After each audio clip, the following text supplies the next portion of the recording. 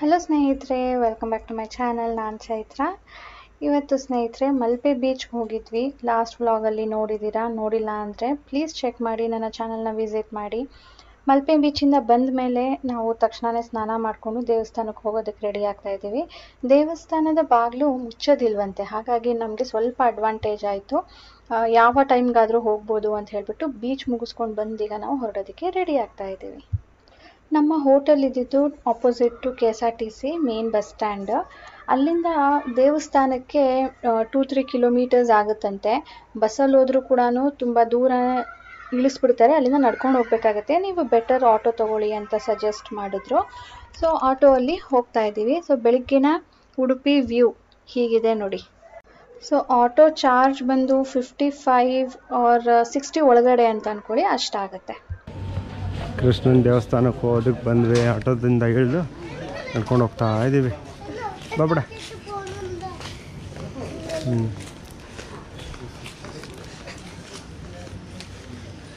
ನಮಸ್ಕಾರ.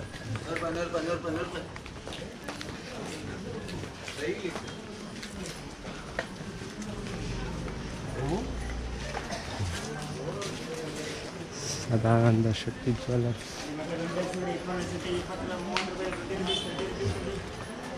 ಬೇಗ ಬೇಗ ಬನ್ನಿ, ಇವತ್ತೇನು ಜಾಸ್ತಿ ನಡೆಯೋದಿಲ್ಲವಲ್ಲ, ಫಟಾಫಟ್.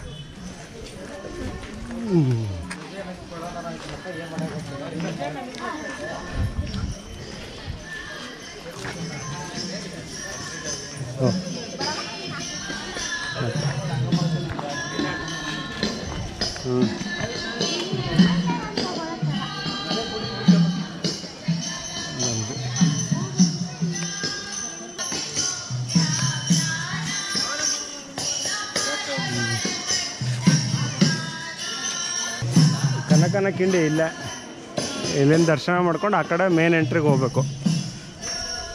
ನವಗ್ರಹ ಕಿಂಡಿ ಅಲ್ಲಿರೋದು.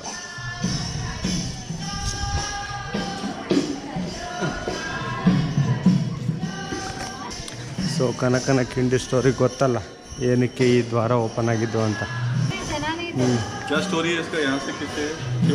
हाँ सर, यहाँ कनकादास करके there was one saint. He used to say all kirtans. He was I heard that. Okay, so he was not allowed inside. Yes. So because of his devotion and everything, no. Yeah. So Lord Krishna turned around and gave darshan from here. Okay. Before it was there. Yeah, before that side. So when he came to see him, it is saying that like he turned around and gave him a darshan. Yes. And that's the reason why it is called as Kanakana Kindi. ಕನಕನ ಕಿಂಡಿಯಿಂದ ಕಾಣೋದಿಲ್ಲ, ಯಾಕೆ ಅಂದರೆ ಅಲ್ಲಿ ಜನ ಎಲ್ಲ ನಿಂತಿದ್ದಾರೆ ಮುಂದೆ. ಅವರೇ cover ಆಗಿ ಅದೇ ಕಾಣ್ತಾ ಇದೆ. ಸೊ ನಾವೀಗ ಮುಂದೆ ಹೋಗ್ಬಿಟ್ಟೆ, ಅಂದರೆ ದೇವಸ್ಥಾನದ ಒಳಗಡೆ ಹೋಗ್ಬಿಟ್ಟೆ ನೋಡಬೇಕು. ಸೊ ಇದು ಮೇನ್ ಮುಂದೆಗಡೆಯಿಂದ ಎಂಟ್ರಿ. ನಾವು ಅಲ್ಲಿಂದ ಬಂದ್ವಿ, ಒಂದು ರೌಂಡ್ ಆದಂಗೆ ಆಯಿತು. ನಾವು ಅಲ್ಲಿ ಕನಕನ ಕಿಂಡಿಯಿಂದ ಬಂದು ರೈಟ್ ತೊಗೊಳ್ಳೋ ಬದಲು ಲೆಫ್ಟ್ ಹೋದರೆ ಬೇಗ ಲೈನ್ ಸಿಗುತ್ತೆ ಅನಿಸುತ್ತೆ. ಅಲ್ಲಿ ನೋಡಿ ಭಜನೆ ಮಾಡ್ಕೊಂಡು ಹೂ ಕುಚ್ಕೊಡ್ತಾ ಇದ್ದಾರೆ.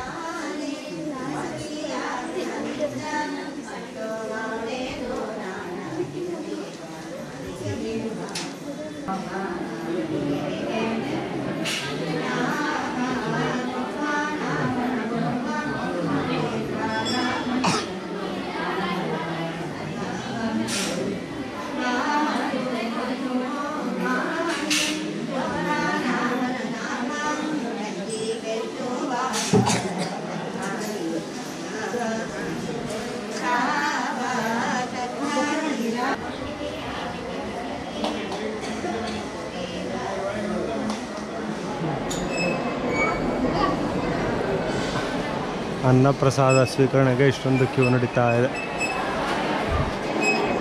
ಬೇಗ ಸಿಗಲಿ ಅಂತ ಅಂದ್ಕೊಂಡಿದ್ದೀವಿ, ನೋಡೋಣ.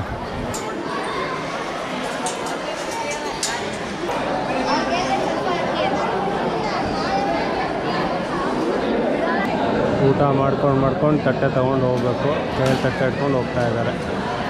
ಈಗ ನಮಗೆ ಊಟಕ್ಕೆ ಕೂರಿಸಿದ್ದಾರೆ, 2 ಪಂಕ್ತಿ, ಆಮೇಲೆ 2 ಲೈನ್ ಕೂರಿಸಿದ್ದಾರೆ.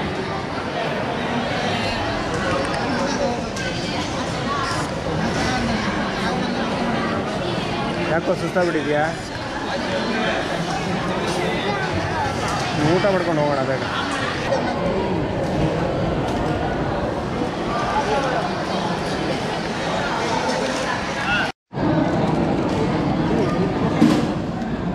ಬಾಪಡ ಹೋಗೋಣ ಆ ಕಡೆ.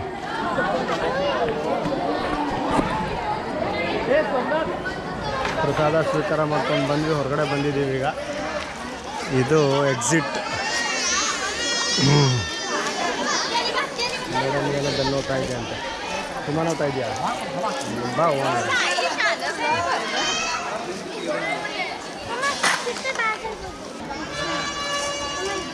ಹೆಲ್ಮೆಟ್ ಐತೆ ಸರ್. ಎಷ್ಟು ಅದು ಬ್ಯಾಗು? ಬ್ಯಾಗ್ ಎಷ್ಟು ಅದು? 100. ಹ್ಞೂ. ಯಾವ್ದು ಬೇಕು ತೊಗೊಬಿಟ್ಟ? ಅದಾ? ಇದೆ ಯಾವುದು? ಇದು ಸೋಫೆ ತಾನೆ? ಹಾಂ, ಸೋಫೆ ಅಂತ ಬರ್ತಿದೆ. ಅದು ಬೇಕಾ? ಇದು ದೊಡ್ಡ ಪ್ರಿಂಟ್ ಇದೆ. ಯಾವ್ದು ಬೇಕು ನೋಡು. ನಿನ್ಗೆ ಯಾವ್ದು ಬೇಕು ಪುಟ್ಟ? ಅದೇ ತಗೋ.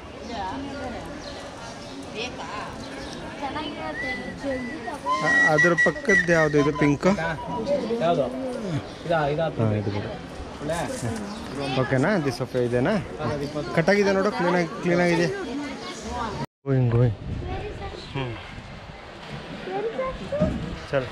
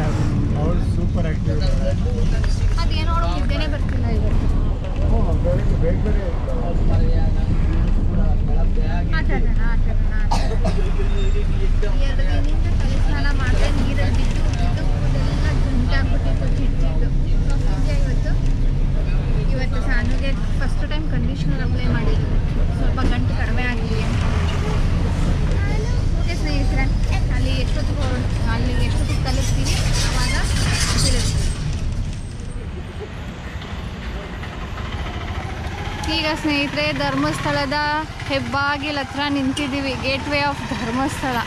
ಆ್ಯಕ್ಚುಲಿ ಬಸ್ಸು ಮೊದಲು ಒಳಗಡೆ ಹೋಗ್ತಾ ಇತ್ತು, ಈಗ ಇಲ್ಲೇ ಇಳಿಸಿದ್ದಾರೆ. ಅಂದರೆ ಎಲ್ಲ ಬಸ್ಗಳು ಇಲ್ಲೇ ಇಳಿಸುತ್ತಂತೆ, ಒಳಗಡೆ ಯಾವುದೂ ಹೋಗೋದಿಲ್ವಂತೆ. ನಾವು ಬಂದರೆ ಟ್ರೈನಲ್ಲಿ ಬರ್ತಿದ್ವಿ, ಇಲ್ಲ ಲಾಸ್ಟ್ ಟೈಮ್ ನಾವು KR ನಗರದಿಂದ ಕಾರಲ್ಲಿ ಬಂದಿದ್ವಿ ಅಷ್ಟೇ. ಅದಾದಮೇಲೆ ನಾವು ಇವತ್ತೇ ಬಂದಿರೋದು ನೋಡಿ.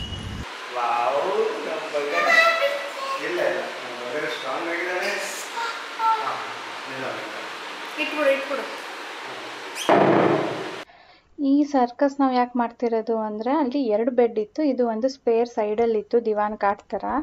ಆದರೆ ಈ ಡಬಲ್ ಬೆಡ್ಡಲ್ಲಿ ನಾವು 3 ಜನ ಮಲಗೋದಕ್ಕಾಗೋದಿಲ್ಲ ಅಲ್ವಾ. ರಾಜೇಶ್ ಅಂದರು ನಾನು ಆ ಕಡೆ ಮಲಗ್ತೀನಿ, ನೀವು ಇಬ್ಬರು ಈ ಕಡೆ ಮಲಗಿ ಅಂತ. ಸಾನುಗೆ ರಾಜೇಶ್ ಇರಲೇಬೇಕು ಪಕ್ಕ. ಅದಕ್ಕೆ ಇಲ್ಲ ನೀವು ಇಲ್ಲೇ ಬನ್ನಿ ಅಂದ್ಬಿಟ್ಟು ಅದನ್ನ ತಂದು ಪಕ್ಕ ಇಟ್ಕೊಂಡಿದ್ದೀವಿ ನೋಡಿ. ಫೈನಲಿ ಸ್ನೇಹಿತರೆ ಒಂದು ರೂಮಾಗಿ ಬಂದು ಸೆಟ್ಲ್ ಆದ್ವಿ. ಧರ್ಮಸ್ಥಳದಲ್ಲಿ ಸಖತ್ತು ಅನ್ನೋದಕ್ಕಿಂತ ಸ್ವಲ್ಪ ಚೇಂಜಸ್ ಅಂತೂ ಆಗೇ ಆಗಿದೆ. ಏನಪ್ಪ ಅದು ಅಂದರೆ, ನಾವು ಧರ್ಮಸ್ಥಳಕ್ಕೆ ಬಂದಾಗ ಪ್ರೀ ಬುಕ್ಕಿಂಗ್ ಮಾಡಿ ಎಲ್ಲ ಬರ್ತಾ ಇರಲಿಲ್ಲ ರೂಮ್ಗೆ. ಏನಿದ್ರು ಟ್ರೈನ್ ರಿಸರ್ವೇಷನ್ ಮಾಡ್ಕೊಳ್ತಾ ಇದ್ವಿ. ಇಲ್ಲಿ ಬಂದ ತಕ್ಷಣ ಇಲ್ಲಿ ಒಂದಲ್ಲ ಒಂದು ಕಡೆ ರೂಮ್ಗಳು ಸಿಗ್ತಾಯಿತ್ತು. ಆದರೆ ಈಗ ಇಲ್ಲಿ ಹೊಸ ಬಿಲ್ಡಿಂಗ್ಗಳು ಮಾಡಿದ್ರಲ್ವ, ಅಲ್ಲಿ ಬರ್ತಾ ಇದ್ವಿ. ಅದು ಗಂಗೋತ್ರಿ, ಸಾಕೇತ್, ನಾವು 2 ಕಡೆ ಹೋಗಿದ್ವಿ. ಒಂದು ಕಡೆ ಅಂತೂ ಫುಲ್ ಖಾಲಿಯಾಗಿದೆ ಅಂತ ಬೋರ್ಡ್ ಹಾಕ್ಬಿಟ್ಟಿದ್ದಾರೆ. ಇನ್ನೂ ಒಂದು ಕಡೆ ಹೋದಾಗ ರೂಮ್ ಇದೆ, ಆದರೆ ಅಟ್ಯಾಚ್ ಬಾತ್ರೂಮ್ ಇಲ್ಲ ಅಂತ ಹೇಳಿದ್ರು. ಅಂದರೆ ಬರೀ ಒಂದು ರೂಮ್ ಕೊಡ್ತಾರೆ, ಟಾಯ್ಲೆಟ್ ಆಗಲಿ ಬಾತ್ರೂಮ್ ಆಗಲಿ ಇರೋದಿಲ್ವಂತೆ. ಅದು ಕಾಮನ್ ಇರುತ್ತೆ. ಸೊ ಎಲ್ಲರೂ ಹೋಗ್ಬಿಟ್ಟು ಅಲ್ಲಿ ಮಾಡಬೇಕು. ಅಂದರೆ ಒಂಥರ ಕ್ಯೂ ನಿಂತ್ಕೊಂಡು ಟಾಯ್ಲೆಟ್ಗೆ ಒಂದು ಸಾರಿ, ಬಾತ್ರೂಮ್ ಸ್ನಾನ ಮಾಡೋದಕ್ಕೆ ಒಂದು ಸಾರಿ, ಆ ಥರ ಸಿಗ್ತಾ ಇದೆ. ಈ ಥರ ಯಾವಾಗಲಿಂದ ಆಯಿತು? ಯಾವತ್ತೂ ಇರಲಿವಲ್ಲ, ರೂಮ್ ಅಂದಮೇಲೆ ಎಲ್ಲನೂ ಇರ್ತಾ ಇತ್ತಲ್ಲ. ಬಟ್ ನನಗೆ ಸರ್ಪ್ರೈಸ್, ಯಾಕೆ ಈ ಥರ? ನಾವು ಯಾವಾಗಲೂ ಬರ್ತಿದ್ವಲ್ಲ, ಅದೇನು ಬಾತ್ರೂಮ್ ತೆಗೆದುಬಿಟ್ರಾ ಅಂತೇಳಿ. ಸೊ ಅವಾಗ ಅವ್ರು ಹೇಳಿದ್ರು, ಇಲ್ಲ, ಆನ್ಲೈನಲ್ಲಿ ಬುಕ್ಕಿಂಗ್ ಮಾಡೋರಿಗೆ ನಾವು ಅಟ್ಯಾಚ್ ಬಾತ್ರೂಮ್ ಇರೋದನ್ನು ಕೊಟ್ಟಿರ್ತೀವಿ, ಇಲ್ಲಿ ಬಂದು ಬುಕ್ಕಿಂಗ್ ಮಾಡೋರಿಗೆ ಈ ಥರ ಇರುತ್ತೆ ಅಂತ ಹೇಳ್ಬಿಟ್ಟು. ಸೊ ನೀವು ಸ್ವಲ್ಪ ಕೇರ್ಫುಲ್ಲಾಗಿ ಮೊದಲೇ ಬುಕ್ಕಿಂಗ್ ಮಾಡ್ಕೊಂಡು ಬನ್ನಿ. ನಾವಂತೂ ಇಲ್ಲಿಗೆ ಮೋರ್ ದ್ಯಾನ್ 3 ಇಯರ್ಸೇ ಆಯಿತು. ಲಾಸ್ಟ್ ಟೈಮ್ ಬಂದಾಗ್ಲೂ ಬುಕ್ಕಿಂಗ್ ಏನೂ ಮಾಡಿರಲಿಲ್ಲ. KR ನಗರದಿಂದ 1 ಡೇಯಲ್ಲಿ ಬಂದು ಹೋಗಿದ್ದು. ಹಾಗಾಗಿ ನಮಗೆ ಗೊತ್ತಿಲ್ಲ, ಇದ್ರ ಬಗ್ಗೆ ಎಲ್ಲ ಐಡಿಯಾ ಇಲ್ಲ. ಇದು 3ನೇ ಸಾರಿ ಅಟೆಂಪ್ಟ್ ನಾವು ಮಾಡಿ ಬಂದಿರೋದು. ಫೈನಲಿ ಫಸ್ಟ್ ಟೈಮ್ ಮಾಡಿದ್ವಿ. ನಮ್ಮ ಸಾನುಗೆ ಹೆಲ್ತ್ ಇಶ್ಯೂ ಆದಾಗ ನಾನು ಹೋಗಲೇಬೇಕು ಅಂತ ಹೇಳಿಬಿಟ್ಟು, ನಿಮ್ಮಲ್ಲೂ ತುಂಬ ಜನ ಹೇಳಿದ್ರು ಹೋಗಿ ಬನ್ನಿ ಅಕ್ಕ ಒಳ್ಳೆಯದಾಗುತ್ತೆ ಅಂತ. ಆವಾಗ ಮಳೆ ಜಾಸ್ತಿ ಇತ್ತು. ಆವಾಗ ಇಲ್ಲೆಲ್ಲನೂ ಬೆಟ್ಟ ಗುಡ್ಡಗಳು, ರೋಡ್ಗಳೆಲ್ಲನೂ ಬ್ಲಾಕ್ ಆಗಿಬಿಟ್ಟಿತ್ತು. ಸೊ ಅದನ್ನು ಕ್ಯಾನ್ಸಲ್ ಮಾಡ್ಕೊಂಡ್ವಿ. ಸೆಕೆಂಡ್ ಟೈಮು KR ನಗರಕ್ಕೆ ಹೋಗಿ ಅಲ್ಲಿಂದ ಬರೋಣ ಅಂದ್ಕೊಂಡ್ವಿ, ಅಲ್ಲೂ ಕೂಡ ಆಗಲಿಲ್ಲ. ಸೊ ಇದು 3rd ಅಟೆಂಪ್ಟು. ಫೈನಲಿ ಬಂದಿದ್ದೀವಿ. ನಿಮ್ಮಲ್ಲಿ ತುಂಬ ಜನ ಗೆಸ್ ಮಾಡಿದ್ರಿ, ಅಕ್ಕ ಧರ್ಮಸ್ಥಳಕ್ಕೆ ಹೋಗ್ತಾ ಇದ್ದೀರಾ, ದರ್ಶನ ಚೆನ್ನಾಗಾಗಲಿ, ಹೋಗಿ ಬನ್ನಿ ಅಂತ ಹೇಳ್ಬಿಟ್ಟು ಬಂದಿದ್ದೀವಿ ಸ್ನೇಹಿತರೆ. ಈ ರೂಮು ಸಹ್ಯಾದ್ರಿ ಅಂತ ಹೇಳ್ಬಿಟ್ಟಂತೆ. ಬಸ್ ಸ್ಟ್ಯಾಂಡಿಂದ ನಾವು ಇಳಿದ್ವಿ ನೋಡಿ, ಅದರಿಂದ ಸ್ವಲ್ಪ ಕೆಳಗಡೆ ಬರಬೇಕು. ಮತ್ತು ಇಲ್ಲಿ ಪ್ರೈಸ್ ವೇರಿಯೇಷನ್ ಇದೆ. ಹಾಗಾಗಿ ಏನಾದರೂ ಖಾಲಿ ಇತ್ತೋ ಏನೋ ಸಿಕ್ತು ನಮಗೆ. ಈಗ ರಾಜೇಶಂದ್ರ ದೇವಸ್ಥಾನಕ್ಕೆ ಹೋಗಿ ಬರೋಣ ಅಂತ, ಇಲ್ಲಿಗೂ ದೇವಸ್ಥಾನಕ್ಕೂ ತುಂಬ ದೂರ ಇದೆ. ನಾನಂತ ಇದ್ದೀನಿ, ಹೋದರೆ ತುಂಬಾ ಲೇಟ್ ಆಗುತ್ತೆ, ಇವಾಗಲೂ ಹೋಗೋಣ, ನಾಳೆ ಬೆಳಿಗ್ಗೆನೂ ಹೋಗೋಣ ಅಂದಿದ್ರು. ಅದಕ್ಕೆ ನಾನು ಇಲ್ಲ, ಇವತ್ತು ಮಲ್ಕೊಂಡು ಬೇಗ ಹೇಳೋಣ, ನಾಳೆ ಬೆಳಿಗ್ಗೆ ಎದ್ಬಿಟ್ಟು ಎಲ್ಲ ಕಡೆನೂ ಹೋಗಿ ಬರೋಣ ಫ್ರೆಶ್ ಮೂಡಲ್ಲಿ. ಈಗ ಇದೇ ಡ್ರೆಸ್ಸಲ್ಲಿ ಹೋಗಬೇಕಾಗುತ್ತೆ, ಬೇಡ ಅಂತ ಹೇಳಿದ್ದಕ್ಕೆ ಸರಿ. ರಾಜ ಸ್ನಾನ ಮಾಡೋದಕ್ಕೆ ಹೋಗಿದ್ದಾರೆ, ತಣ್ಣೀರು ಸ್ನಾನ ಮಾಡ್ತಾರೆ ಅವರು. ನಾವೀಗ ರೆಸ್ಟ್ ಮಾಡ್ತೀವಿ. ನಮ್ಮದು ಸಾನು ಅವರು ಶಾಪಿಂಗ್ ಮಾಡಿದ್ರು ನೋಡಿ, ಪರ್ಸ್ ತೊಗೊಂಡ್ಲಪ್ಪ. ನಾನು ಮುರುಡೇಶ್ವರದಲ್ಲಿ ತೊಗೊಂಡಿದ್ದೆ ಅಲ್ವಾ, ಅದಕ್ಕೆ ಸಾನು ಈಗ ಒಂದು ಪರ್ಸ್ ತೊಗೊಂಡ್ರು.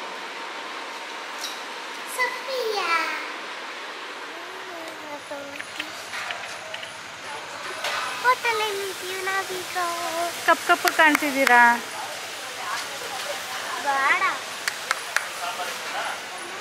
ಈಗ ಸ್ನೇಹಿತರೆ ಹೇಳಿದ್ನಲ್ಲ, ದೇವಸ್ಥಾನಕ್ಕೆ ಹೋದರೆ ಲೇಟ್ ಆಗುತ್ತೆ ಬರೋದು.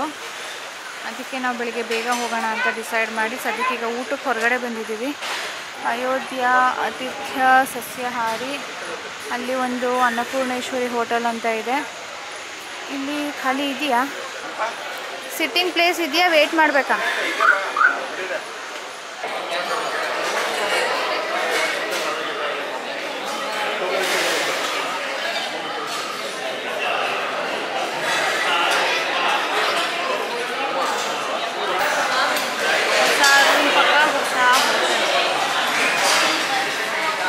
ಸಾನುಮಾ, ಇಲ್ಲೇನು ಅಲ್ಲೇನು?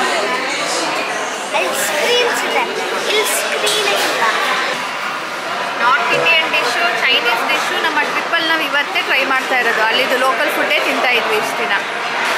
ಚೈನೀಸ್ ಫುಡ್ ಅಂದರೆ ಯಾವುದು? ಚೈನೀಸ್ ಫುಡ್ಡು ಇದೆ, ರೋಟಿ ಕೂರ್ಮಾ. ಒಂದು ನೂಡಲ್ಸು ಚೈನೀಸ್ ಕೊಟ್ಬಿಡು, ಬೇಡ.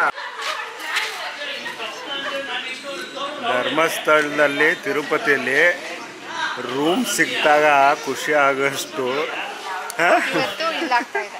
ಅಲ್ಲ, ಯಾರಿಗಾಗಲಿ, ನಮಗೆ ಅಂತಲ್ಲ, ದೇವ್ರ ದರ್ಶನಕ್ಕೆ ಬಂದಾಗ ಎಷ್ಟು ಖುಷಿ ಆಗುತ್ತೋ ಅಷ್ಟೇ ರೂಮು ಸಿಕ್ಕಾಗ ಫಸ್ಟ್ ಖುಷಿ ಆಗುತ್ತೆ. ಓಕೆನಾ ಅಲ್ವಾ? ಅಷ್ಟು ಖುಷಿ ಆಗ್ಬಿಡುತ್ತೆ. ನಾವೊಂದ್ಸತಿ ತಿರುಪತಿಗೆ ಹೋದಾಗ ಲೋಕೇಶ್ವರಿ ರೆಫರೆನ್ಸಲ್ಲಿ ಹೋಗ್ಬಿಟ್ಟಾಗ ಸಿಕ್ಕಿತ್ತಲ್ಲ, ಅವಾಗಂತೂ ಎಷ್ಟು ಕಷ್ಟಪಟ್ಬಿಟ್ಟಿದ್ವಿ. ಬಟ್ ಹೆಂಗೋ ರೆಫರೆನ್ಸಲ್ಲಿ ರೂಮ್ ಸಿಕ್ಕಿತ್ತು, ಒಳ್ಳೇದು. ನಾವು ನೆಕ್ಸ್ಟ್ ಅಲ್ಲಿಗೆ ಹೋಗ್ಬಿಟ್ವಿ. ಎಲ್ಲಿಗೆ? ತಿರುಪತಿಗೆ ಹೋಗೋಣ. ಹೆಂಗಾಗುತ್ತೆ ನನ್ನ ಮಗಳು ನೋಡಿ. ಇಲ್ಲ, ಯಾವುದು ಸ್ಟಡೀಸ್ದು ಏನು ಚಿಂತೆ ಇಲ್ಲ. 5 ದಿನ ಬಂಗ. ಹಾಂ, ಬನ್ನಿ ಅಲ್ಲ ಹೋಗೋಣ ಆ ಕಡೆ.